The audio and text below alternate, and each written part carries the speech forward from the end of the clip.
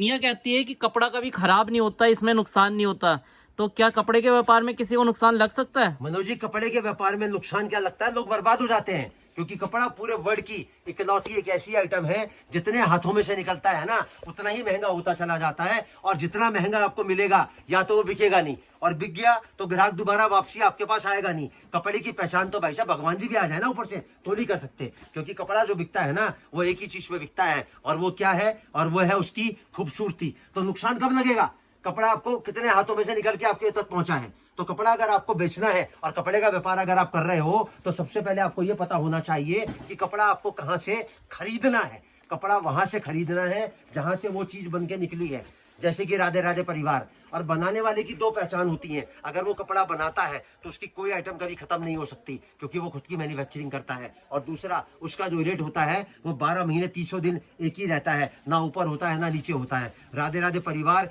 दिल्ली चांदनी चौक में स्थित है। 120 रुपए से, कहां से मनोज जी, 120 रुपए से हमारा सूट शुरू होता है और 1500 पे आके खत्म हो जाता है। अगर कोई हम राधे राधे परिवार से जुड़ता है और हमारे बताए हुए तरीके से अगर वो काम करता है तो हम दो बातों की गारंटी साथ में लिख के देते हैं कि अगर हमारे बताए हुए तरीके से अगर आप काम करोगे तो नुकसान आपको 1 रुपए का लगेगा नहीं, 1 रुपया आपका घटेगा नहीं, और काम आपका चलेगा, ये मेरी गारंटी है। और किसी भी व्यापार को करने के लिए दो ही चीजों की जरूरत होती है, एक तो वो काम चलना चाहिए और दूसरा उसमें नुकसान नहीं लगना चाहिए। इसके अलावा तो कोई चीज की दरकार नहीं होती ना भाई साहब। तो जुड़ो राधे राधे परिवार दिल्ली चांदनी चौक से, जहां पर अपना सूट बनता है, अपनी मैन्युफैक्चरिंग होती है, ना कभी माल खत्म होता है और ना रेट कभी ऊपर नीचे होता है। दिल्ली चांदनी चौक, राधे राधे परिवार।